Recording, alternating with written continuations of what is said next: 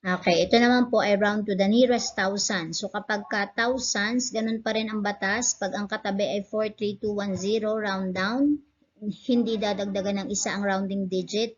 At kapag ka 5, 6, 7, 8, 9, dadagdagan ng isa ang rounding digit. So, alamin natin kung alin ang nasa thousands. So, ito ay 5. Ano ang katabi niya?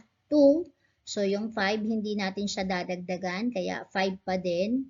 Tapos, yung remaining numbers, 2, 7, 1, gawin tatlong zeros. Kaya, 5,000. Yun namang sunod, 6,922. Ano ang number na nasa thousands? We have 6. Ano ang katabi sa kanan? 9. So, ito ba ay dadagdagan ng isa o hindi? May dagdag. So, 6 plus 1, kaya naging 7. Tapos, ang thousands, tatlo ang zeros. Okay, next example, we have 1 ang nasa thousands. Anong katabi sa kanan? 2. So, ang 1 ay hindi dadagdagan, kaya 1 pa din. Tapos, gawin ulit tatlong zeros, yung remaining numbers. Eto mga bata ay 5 digits, pero ang sabi sa thousands lang tayo muna titingin. So, kopyahin ninyo yung 3. So, yun po.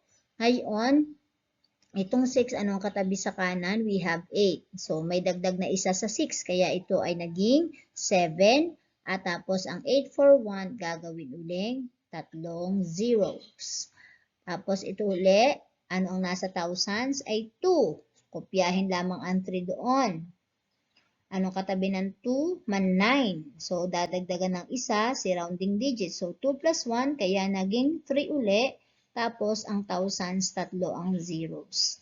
So, tandaan, pag thousands, ira-round off mo, tatlong zeros. Importante, titingnan ulit ang katabi. Ano, kung itataas mo ba, round up or down.